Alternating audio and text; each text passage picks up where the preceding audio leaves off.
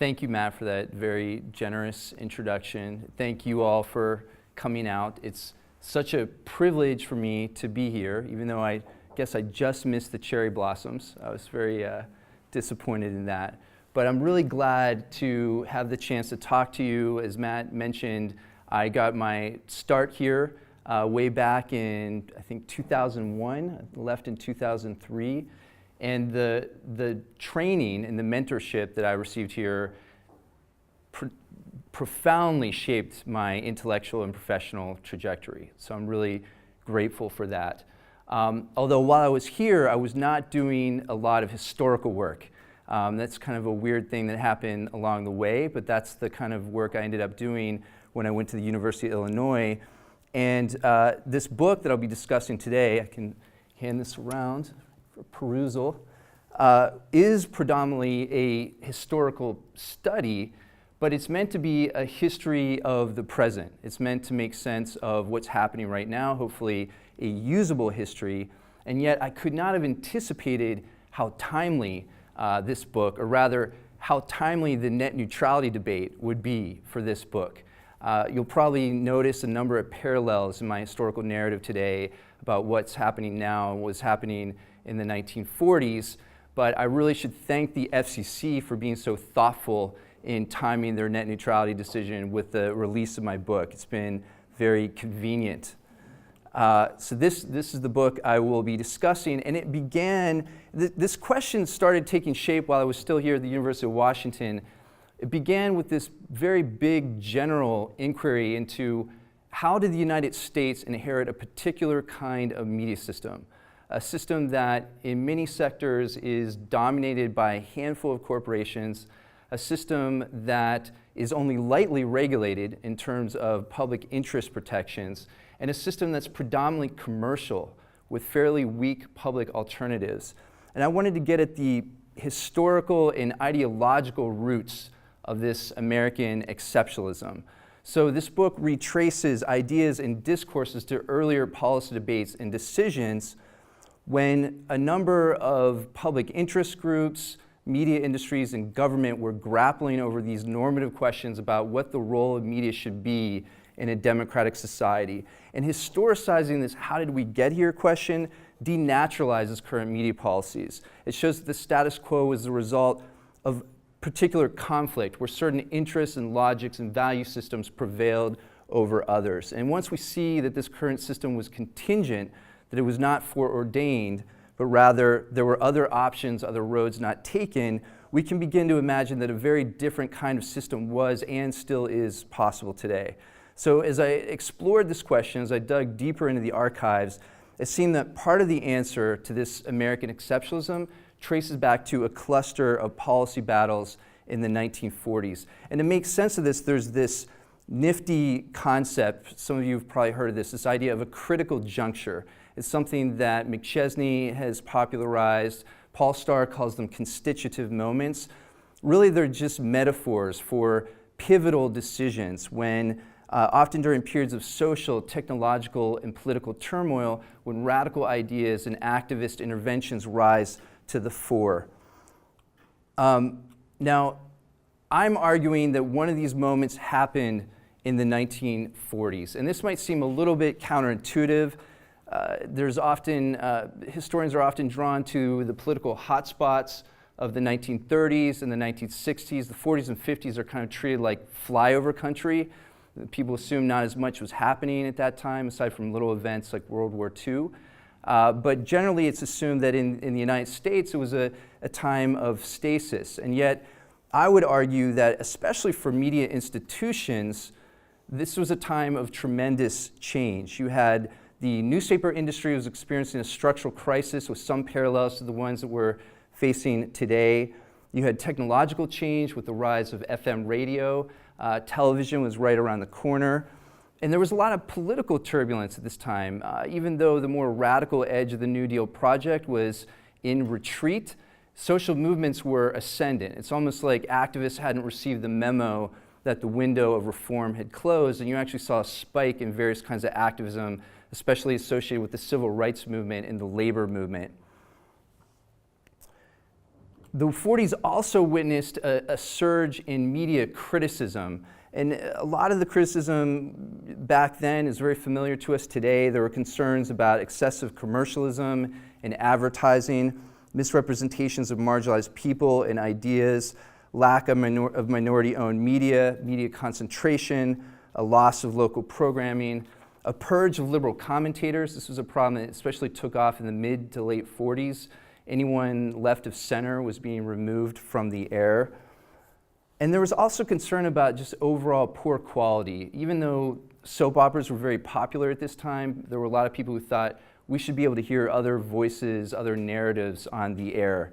But the biggest critique above all others at this time was about radio advertising, excessive and invasive radio advertisements that would interrupt people's favorite programs.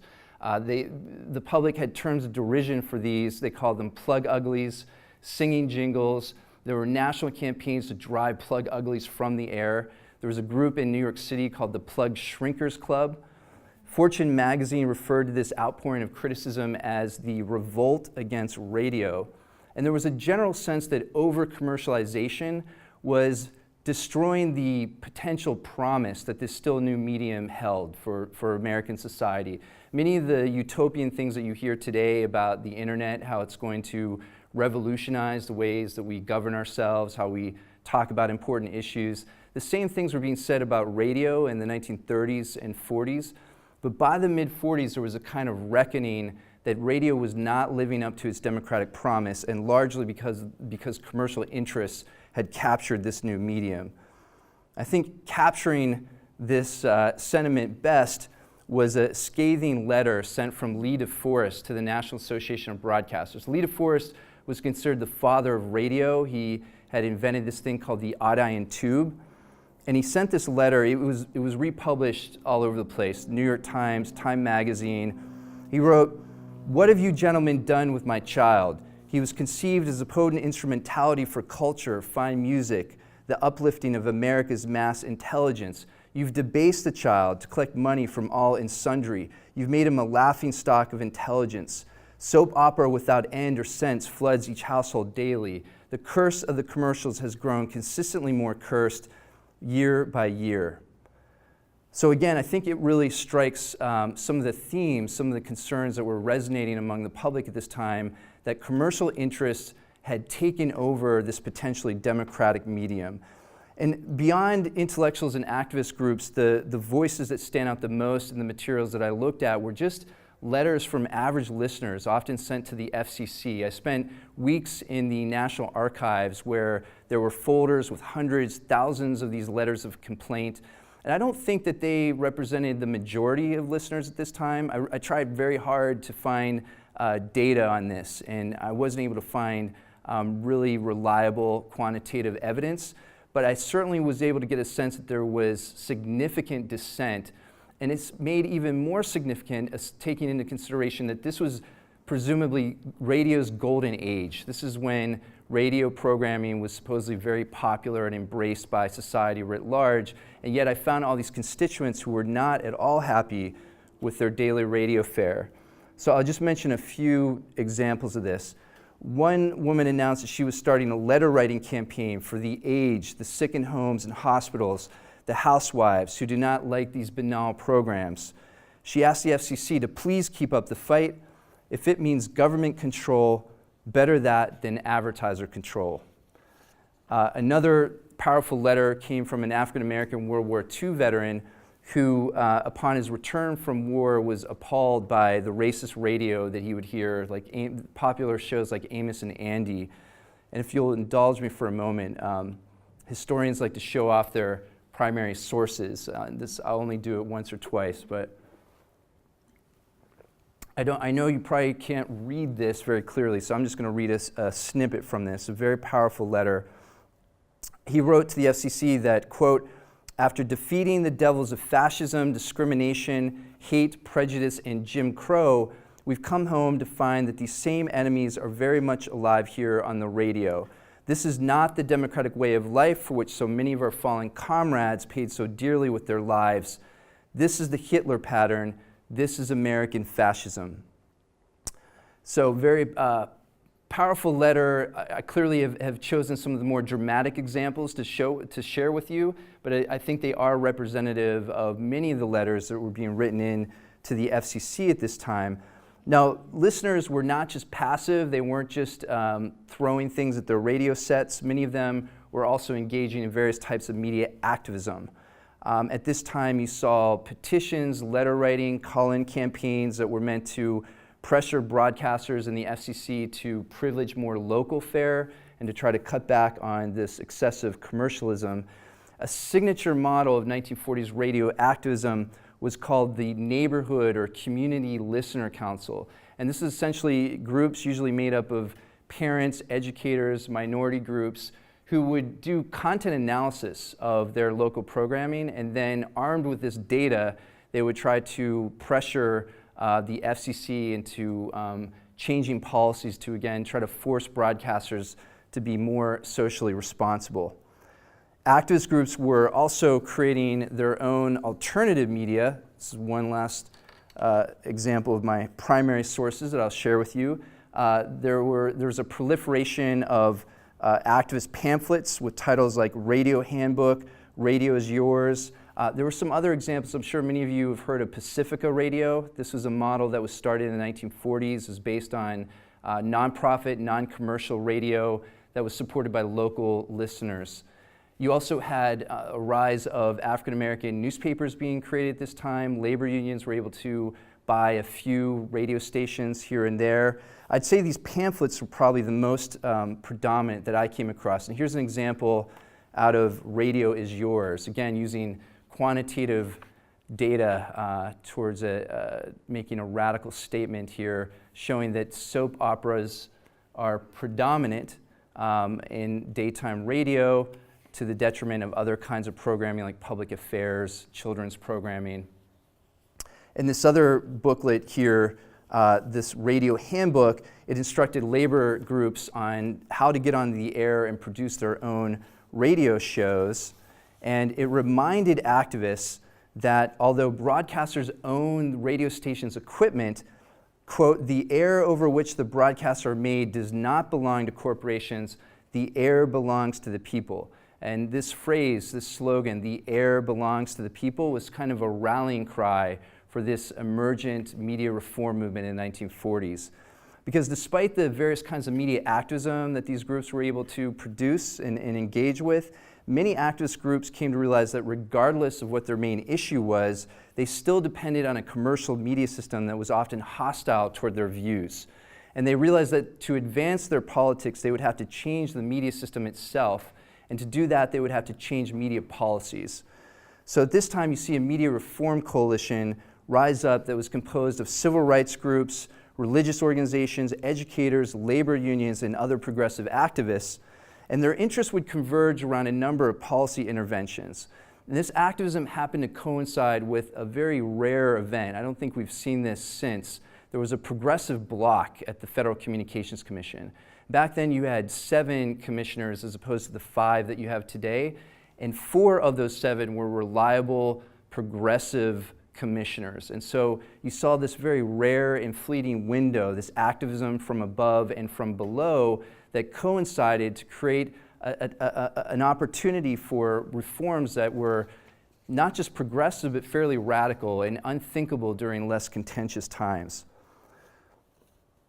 Now, I mentioned that the New Deal was in retreat throughout government by the early 40s, but it was having its last stand at the FCC. It arrived later and stayed longer there than any other area of government. And it arrived with this gentleman here, James Lawrence Fly, better known as Larry Fly. Certainly not a household name today, but he struck fear in the hearts of commercial broadcasters in the 1940s.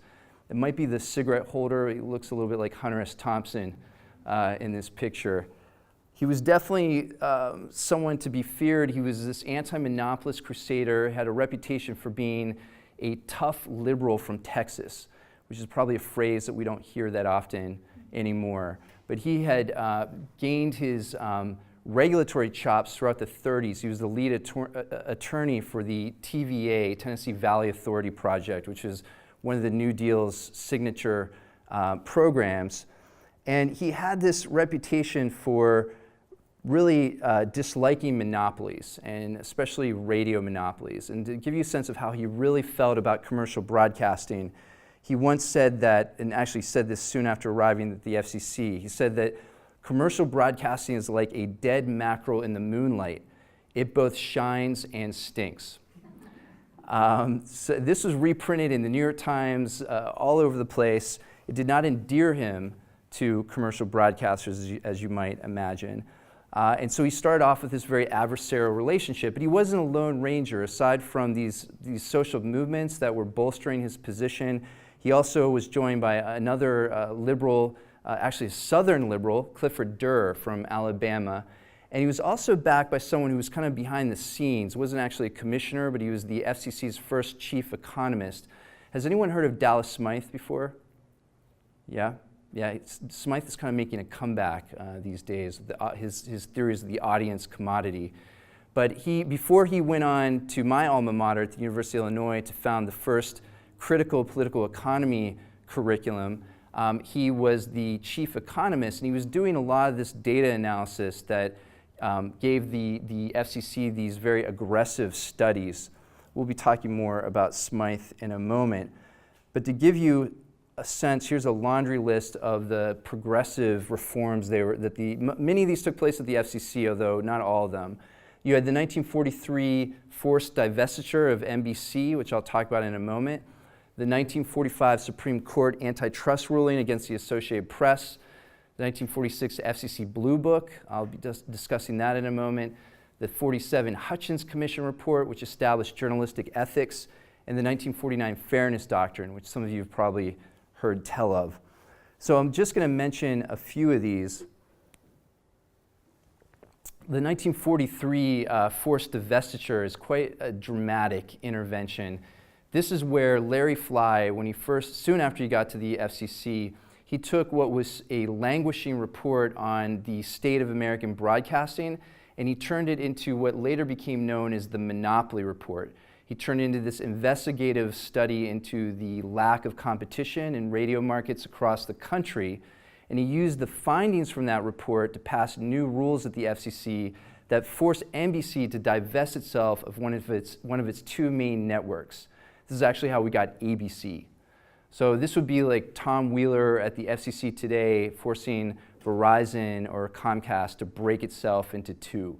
It's fairly beyond comprehension, but this is what the FCC was doing in the 1940s. And yet, it might not surprise you that going from two big players, NBC, CBS, to now also having ABC, did not dramatically transform the radio landscape, did not democratize the media system. And so the reformers at the time decided to change strategies. They started to look at instead how broadcasters held on to their licenses to the public airwaves. So this gave them monopolistic use of a public resource, and the question was, what do broadcasters owe society in return? What is the social contract? They're making tremendous profits from this public resource. What do they give back to society? And so the FCC launched what became known as the Blue Book. It was a report with a blue cover. Its title was Public Service Responsibilities of Broadcast Licensees. It essentially looked at how broadcasters were delivering on the public interest. What were their promises? How did they perform in terms of programming decisions? The report was coordinated by Clifford Durr. Larry Fly had left the FCC by this point, and it was authored by this gentleman, Charles Seatman. And this will become significant in a moment. Seatman was one of the first programming directors for the BBC. He had since become a naturalized U.S. citizen, but he brought these BBC-inspired visions of what media should do in a democratic society, and it very much influenced the findings and the overall tenor of the Blue Book report. They found that broadcasters aired soap operas and advertising instead of public affairs programming. At this time, programming could be divided into what was called sustained programming and sponsored programming. Sustained was meant to be non-commercial. It wasn't being sponsored by things like soap companies, which of course is where we get the term soap operas. And Dallas Smythe did the content analysis. They looked at a couple radio stations. You can probably guess which ones are the darkened segments of programming and which ones are the white segments. They were not airing very much sustaining programming. They were not doing a lot of public affairs coverage, and instead they were airing mostly soap operas. So to try to remedy this, this state of broadcasting, the Blue Book had 4 criteria that broadcasters had to deliver on in order to hold on to their licenses. They had to sustain experimental programs deemed unsponsorable, promote local live programs, devote programs to the discussion of local public issues, and eliminate excessive advertising. It's probably this last part, eliminating excessive advertising, that freaked out broadcasters the most. Of course, this was really getting at their, hitting them in their at the bottom line, in their profits. Now, failing these criteria would subject broadcasters to public hearings and possible termination of their licenses. And this is a regulatory action that's pretty unthinkable today. Today, broadcasters have pretty much no concern, no threat of ever losing their license because of a public interest violation. This is something that, despite countless challenges, has only happened 4 times in the last 80 years, and it hasn't happened ever in the last 35 years. And also, back then, licenses came up every 4 years. Today, it's every 8 years, at which time they do what's called a postcard renewal system, where they just fill out a little card and send it into the FCC, and it's basically rubber stamped for approval. So had the proposals in the Blue Book passed, and I shouldn't leave you in suspense, this wasn't a successful intervention. Had it passed, I think American broadcasting, it's safe to say, would look very different today. Perhaps even the entire American media system would look very different today. But the moment it was issued in March of 1946, broadcasters set out to discredit the report. They attacked the FCC for interfering with what broadcasters termed free radio. They sort of captured this notion of freedom. And once you have freedom on your side, it's very difficult to challenge that position. They also attacked the British-born Charles Seatman, who they accused of being in league with communist infiltrators whose goal, and I always trip over this, whose goal was to BBC-ize American radio. BBC-ize American radio. This is the worst thing that the FCC could do. And editorials that were printed in the leading trade magazine, Broadcasting, accused the FCC of being fascist or communist or sometimes both. There was this meme going around at this time. It was kind of strange ideological hybrid. They were being called red fascists. It doesn't really make sense, but it was a very nasty thing to call the reformers. And these editorials that were in the trade magazines were later compiled in a red-covered booklet, which became known as, cleverly enough, the Red Book. And the Red Book would do battle with the Blue Book, the kind of anticipated red states, blue states today. They accused the FCC of being the Federal Censorship Commission and portrayed broadcasters as the defenders of constitutional freedoms. Called them many nasty things, which I won't repeat here. They're in my book. Some of them I'm still trying to figure out what they mean. I'm still Googling these terms to try to crowdsource. Astigmatic perverts. Does anyone have any idea what that means? I'd hate to be called that, whatever it means. By the late 40s, this counter, and I should note that even though looking up this red baiting rhetoric, this kind of these overblown accusations is one of the more entertaining parts of my research, but it had a definite dark side. It led to a lot of ruined careers. It helped chase out the last of the New Dealers from Washington, D.C. This is also during a time where social movements across the country were being purged. And so I don't think, as a society, I don't think we've really come to terms with this lasting legacy that red baiting had, this sort of stamp on our media system, really on all systems throughout society. But I think especially on our media system, it's something that we're still dealing with today. So by the late 40s, this counterattack had taken its toll. Conservatives in both major parties were attacking the FCC relentlessly. There were investigations. J. Edgar Hoover's FBI was going after the FCC. And so the progressives never really regrouped long enough to stage any sort of counterattack. They basically were not able to continue advancing their progressive agenda. I should have noted that these are kind of the bullet points on the industry's counterattack. In addition to calling them socialists, they are also being accused of being paternalistic and elitist.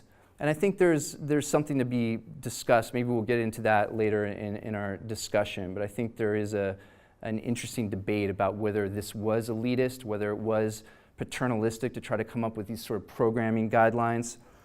But the end result is that the progressive agenda was stillborn. There was one last big battle at the end of the decade, which led to what's known as the Fairness Doctrine. And I'm sure a lot of you have heard of this. And I'll just mention that there's a little bit of historical irony here, because even though today, especially among progressives, and conservatives would say the exact opposite, but there's an assumption that the Fairness Doctrine was kind of the high watermark for enlightened media policy. And you'll hear people today say, you know, if we just had the Fairness Doctrine back, we could hush Rush Limbaugh, we could balance Fox News. But what's ironic is that reformers in the 1940s actually saw the Fairness Doctrine as a weak derivative to these stronger structural regulations. They thought it was treating the symptoms and not getting at the more fundamental structural problems with the commercial media system. And I think that that argument still has some resonance for us today that maybe we'll talk about more in our discussion. So one other, well, a couple side notes I'll mention just because I want it to be, I try to find happy endings here, because even though the media reform movement was largely unsuccessful, there were some positive externalities that came out of it. For example, Dallas Smythe fleeing to the academy, as where many radicals flee to, was able to do some very interesting things, started the Political Economy School of Media Studies. You also had Charles Siepman, who I mentioned earlier.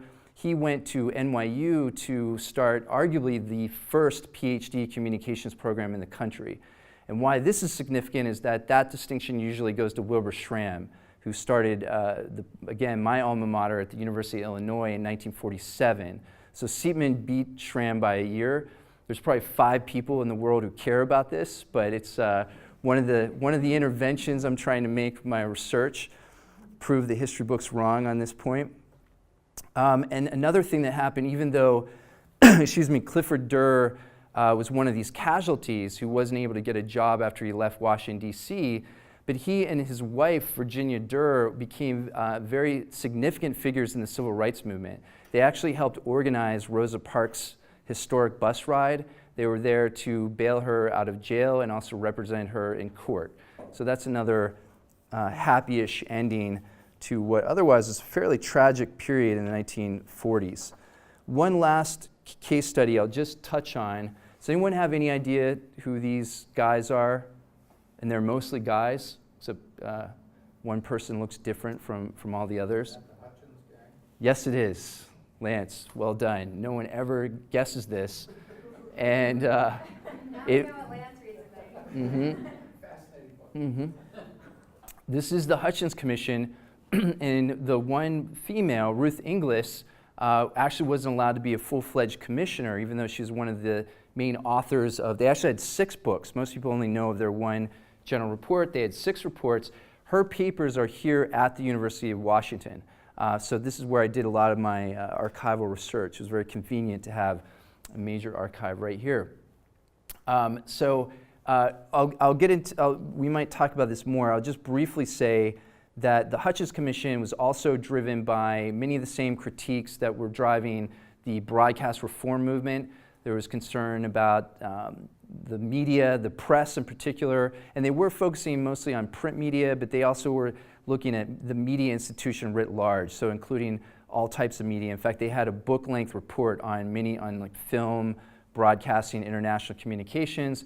There's a convening of the top American intellectuals, and what's significant, you would know this if you go through Ruth Inglis's papers, like I did, that they actually considered fairly radical measures at first. They were talking about subsidizing the press, especially in one newspaper towns. That sounds like a more contemporary concern, the rise of one newspaper towns, but in fact, in the 40s, there were congressional hearings on this. People were very upset about the loss of community newspapers. Also, the Hutchins Commission talked about having citizen news councils across the country. various ways to try to create non-commercial institutions. Initially, they were very concerned about the commercial nature of the press. But by the end, by the time their reports were published, many of the more radical ideas were revised, were removed from the published versions, and you were left with what later became known as the social responsibility model of the press. They basically assumed that the press should remain self-regulated. This actually didn't become codified until the seminal 1956 Four Theories of the Press, written by Peterson, Siebert, and Schramm. Again, this sign's outside my old department at University of Illinois.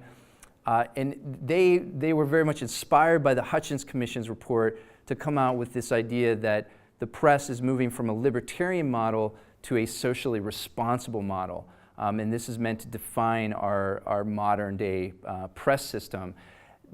I would argue, as have some other critics, that in many ways this move from libertarian to social responsibility models was really mostly about rebranding. It didn't really change the fundamental nature of the press very much. In the end, they were still to be self-regulated, and the public, and more importantly, the government, the state, would have little influence on mandating a public interest mission for the press. So in many ways, it's just stayed libertarian. So this gets at what I refer to as the post-war settlement for American media, where you see a kind of social contract between the state, the public, and media institutions emerge from these debates. And I think it's defined by three basic features: self-regulation, industry-defined social responsibility, and a negative understanding of the First Amendment. Negative in the sense that it emphasizes a libertarian, individualist freedom from, as in broadcasters' freedom from government regulation, as opposed to the public's freedom for or freedom to a diverse media system. And I should have mentioned earlier, I think the logic that was binding many of the reforms that were attempted in the 1940s can be best described as social democratic, based on a social democratic vision of the press. And this assumes that a press system should be mixed, that it should be structurally diverse, that it shouldn't be overly reliant on the market, that you should have non-commercial and commercial models coexisting simultaneously. It also assumes that our rights, the public's rights, are at least as important as the rights of media corporations. And I think it's this vision that was put down in the 1940s. And what you get instead is this post-war settlement that still very much defines our media system today. I think in considering the implications of these outcomes, one way of looking at the discursive shift that happened in the 1940s is to consider a pair of questions that were posed at the beginning of the decade. What is the role of media in a democratic society, and what is the function of the state in regulating media to perform that role? And the initial answer to these questions in the early 40s was that media should fulfill a set of criteria or else risk state intervention. But by 1949, the answer had become that media institutions should regulate themselves, decide for themselves what was socially responsible, and government had only a minor role to play in encouraging this behavior. So this leads me to a few theoretical implications. These are kind of the tools that I'm going to be using, taking from this book. Hopefully they'll guide me into my next book projects. Corporate libertarianism, this comes out of the subtitle of my book. It speaks to this ideological formation that attaches individual freedoms to corporate entities, especially connected to the First Amendment, often elevating these rights over the rights of others, local communities, society writ large.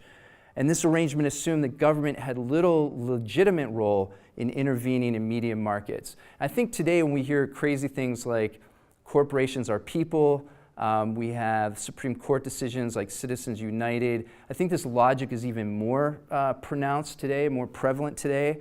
But in the 40s, there was still a glimmer of an alternative vision, and that's part of what I'm trying to capture here. To give you an example of something of a contemporary manifestation of this logic, in the recent net neutrality arguments that Verizon made to the DC Circuit Court, they said that net neutrality was an infringement on their First Amendment rights, that essentially Verizon, an internet service provider, is the press, and this regulatory safeguard would be an infringement on their First Amendment freedoms. The court sidestepped this argument But I think we have every reason to assume we're going to be hearing more of that kind of argument in the months and years ahead. And it's a very dangerous argument. It's something we can talk about more in depth later. Another idea that I get at, and this is all coming out of the conclusion of my book, this idea of market failure. Market failure is an assumption in neoclassical economics. It's not a radical Marxist critique. It refers to the market's inability to efficiently allocate important goods and services. And the history of American media, I think you could argue, is really a history of market failure. And yet you almost never hear reference to this in mainstream policy discourse, because it assumes that the state should intervene. If there's market failure, then that calls for a public policy intervention. But you almost never hear this in mainstream policy discourse. Also, if you assume that media qualify as public goods with positive externalities, then the market's failure to provide them is particularly problematic for democratic governance. And the failure to intervene with public policy proposals is a kind of policy failure. And in my conclusion, I talk about various causes for this ongoing policy failure. One of them probably traces back to what's known as regulatory capture. And that's this idea of when regulatory agencies essentially internalize the logics and value systems of the industries they're meant to regulate. Sometimes people liken this or connect this to the revolving door phenomenon. And that was a problem even way back in the 1940s, but arguably it's even a bigger problem today. And to give you one sense of this, there was a recent study that looked at the 26 previous FCC commissioners since 1980. 20 of those 26 now work in the industries they previously regulated. So this is a kind of correlation, perhaps not causation, but at the very least, the optics are not good. We should be scrutinizing this a little more carefully. And then over time, this can lead to what I refer to as discursive capture. That's when certain ideas, like, for example, trust-busting media monopolies, is something that just drops out of the discourse. It's sort of cast out of bounds for permissible policy discourse.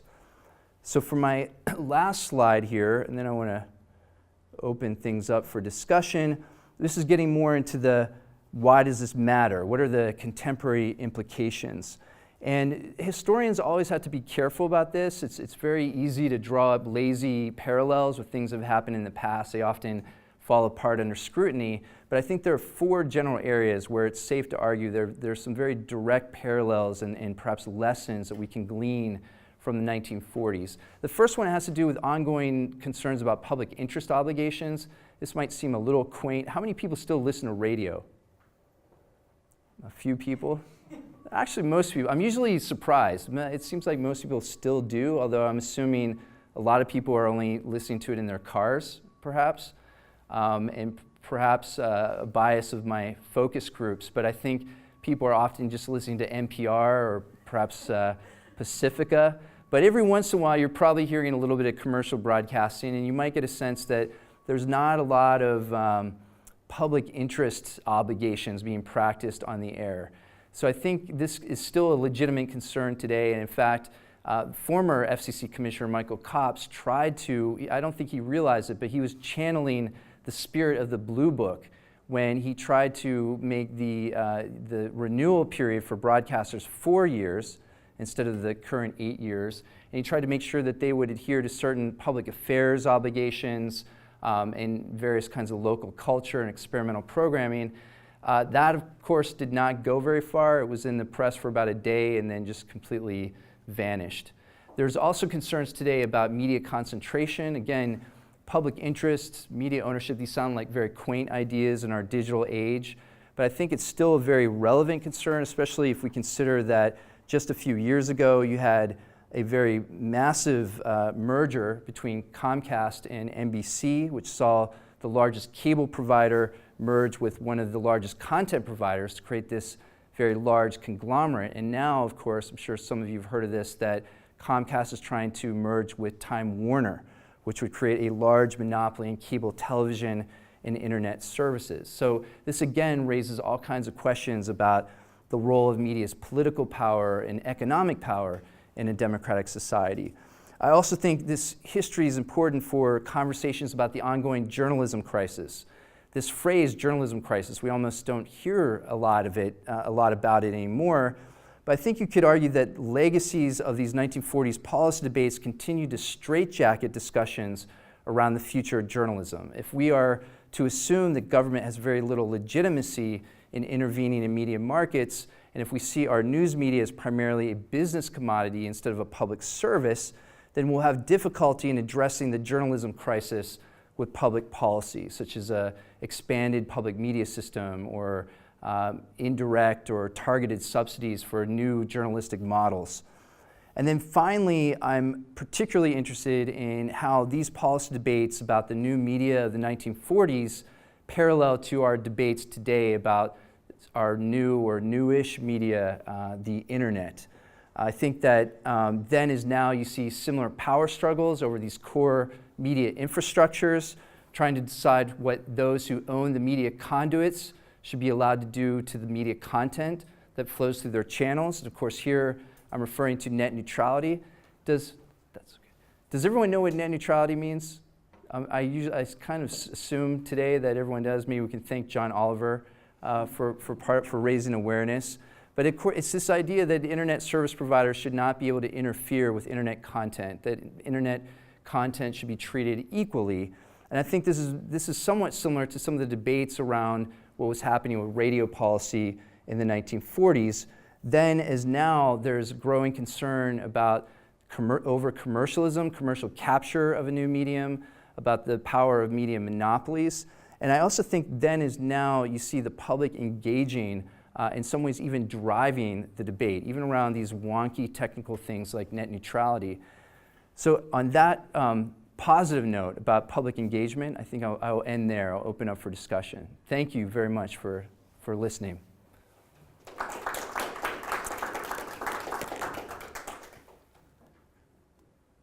And I'll be happy to take questions if there are any.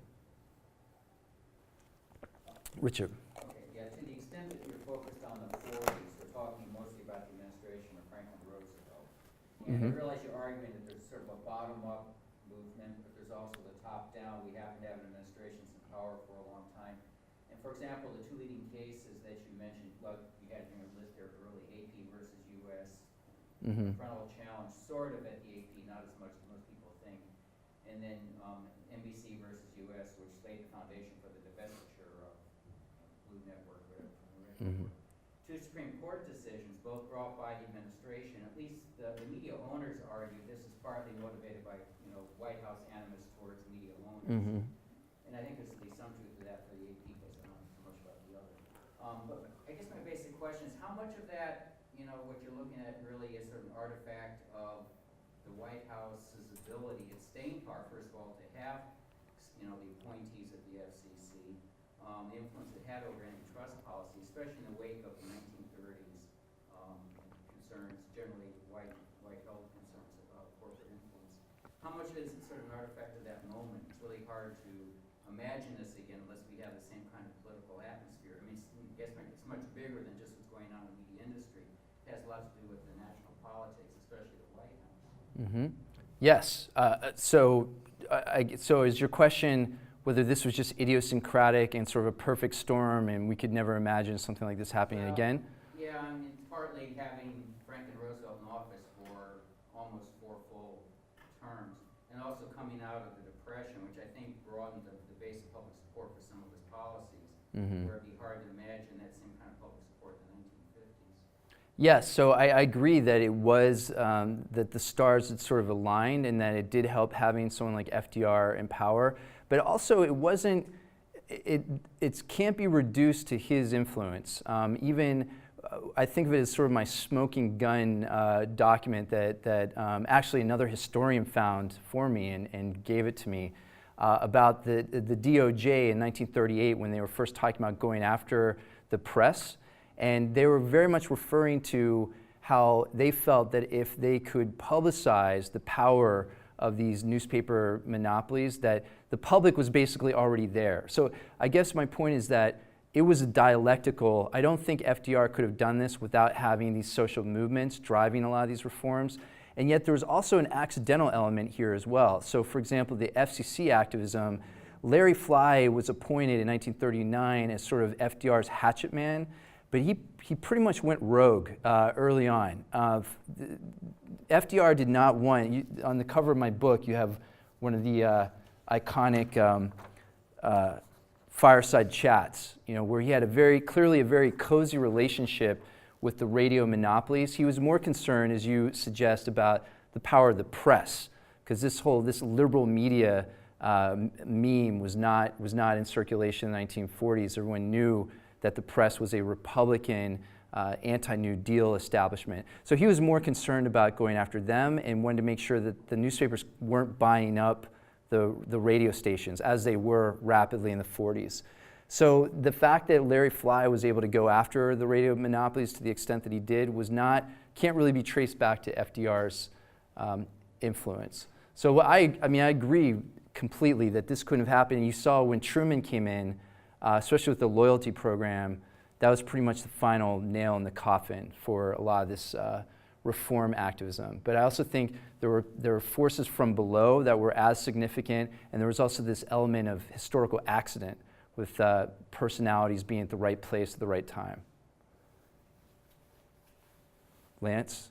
Yeah, to sort of flip forward to today, I've sort of followed the net neutrality winding course of that story, and it seemed that, and you know it better than I do because you're on the inside with Free Press, which is a very fascinating hybrid sort of movement, policy, lobbying organization.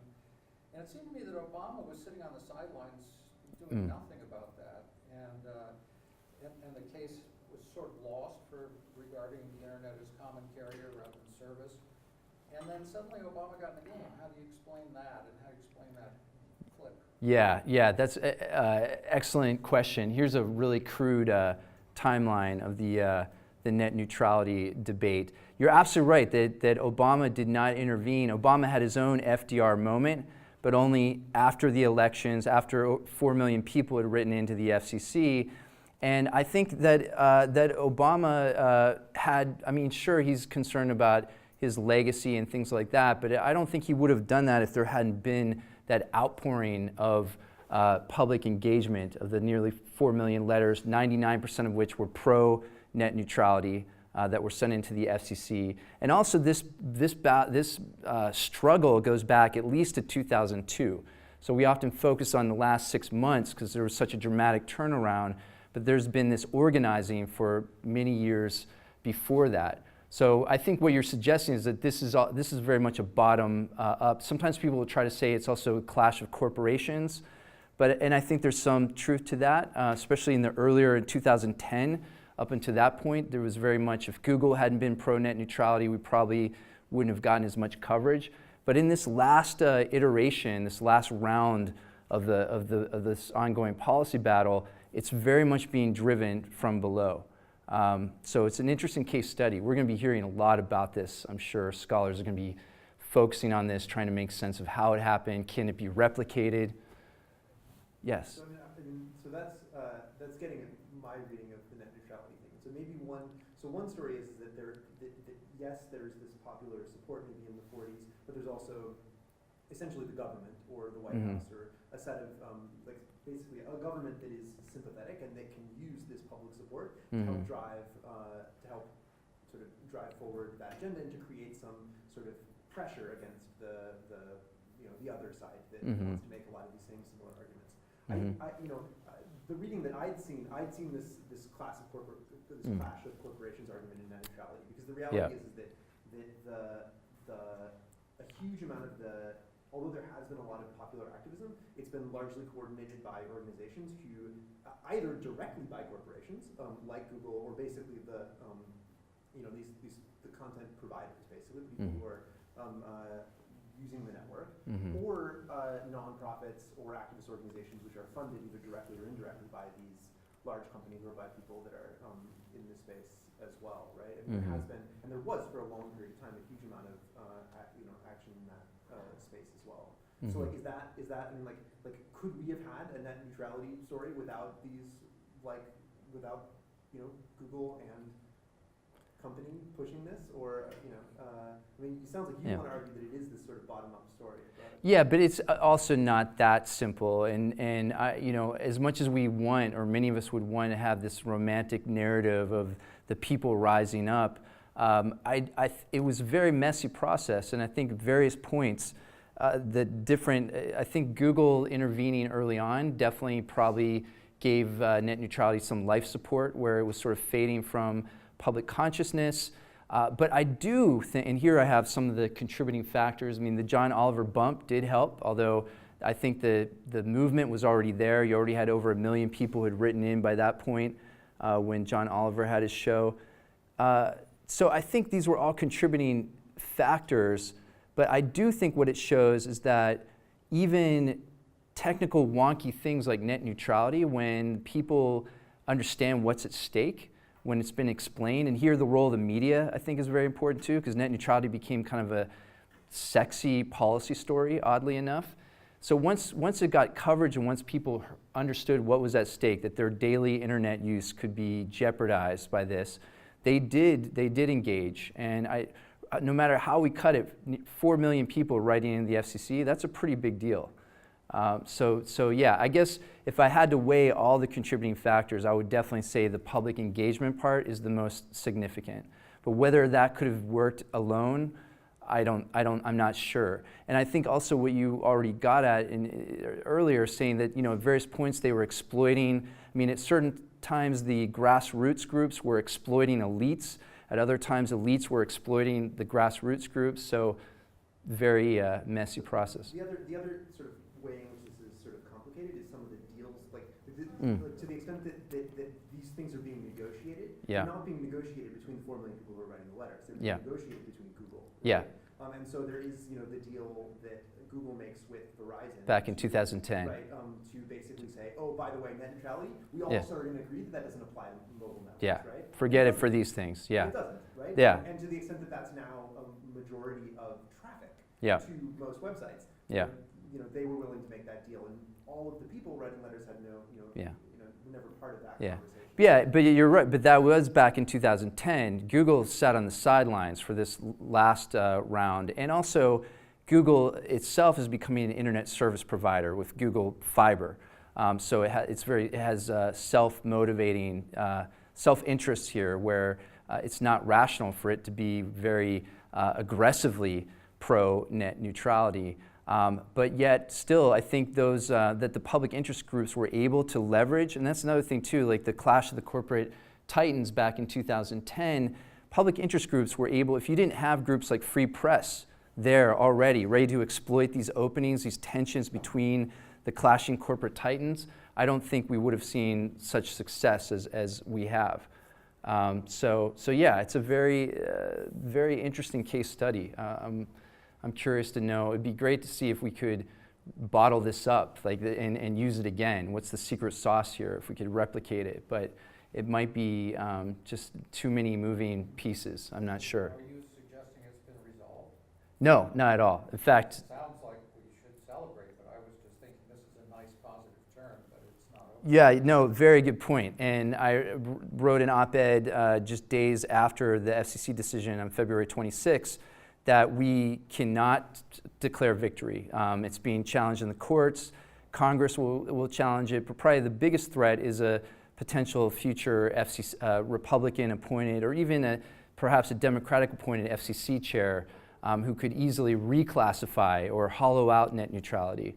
So no, it's not. It'll be ongoing, but this is a major milestone, and it took everyone by surprise. I mean, I guess if there is some rarity here, is the fact that 6 months ago, no one would have predicted that the FCC would come down on such a strong net neutrality protection.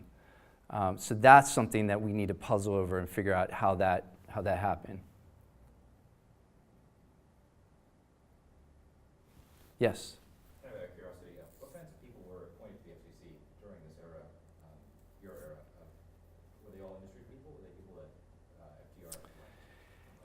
Yeah, so initially there were a lot of industry people, and there were 2 people that I interviewed, people live that were central members of this Media Reform Coalition. They were both in their late 90s. And one of them, if I have it in the book, he said something like, of the 7 commissioners, 4 were appointed by AT&T and 3 by commercial broadcasters. So there was some regulatory capture going on from the very beginning. And even though the FCC was a New Deal program, it lacked the kind of aggressive government anti-monopoly drive until the late 30s when Larry Fly arrived. There's an exception to that, is that FCC Commissioner Paul Walker did a study of AT&T in the mid to late 30s that was pretty aggressive. But especially in their stance toward commercial broadcasters, they were pretty much laissez-faire until Larry Fly arrived. But yeah, but still, I don't get the sense that there wasn't this kind of revolving door, at least in the 40s. That there was a sense of being good government, and that the public interest meant something, and there was this idealism that government could serve as a force for good, that it could have a progressive role in daily life. Sure. Yes. I have a left field question. I'm wondering if you think at all about, the history that you're telling, and then I'm thinking of Fred Turner's book about the democratic surround and all these changes going on in the 1940s. I'm wondering if you see any links between the story that you tell and the story that he tells, or you just see it as I haven't read his book yet. people. Okay. So, I'll ask you again in 6 months. okay.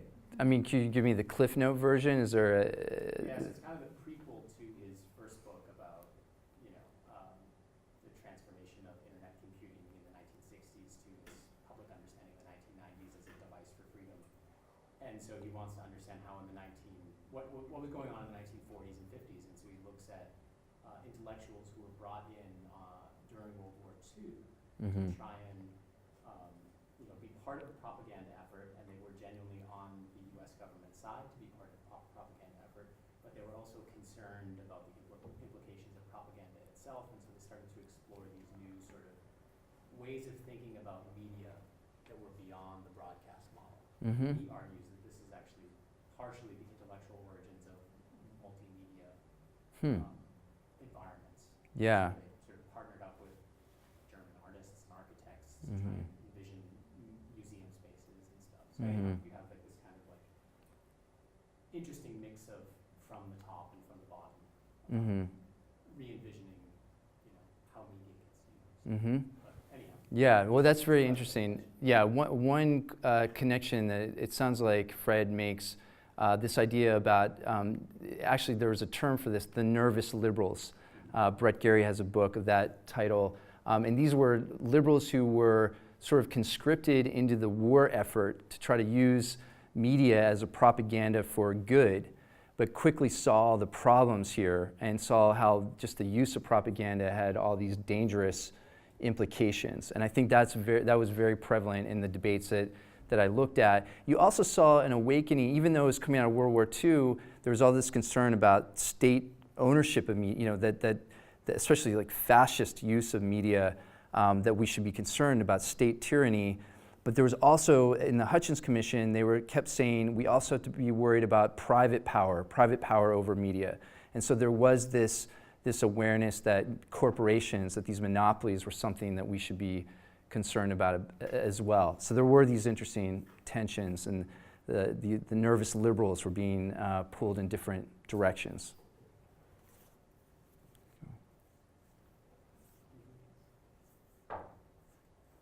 All right.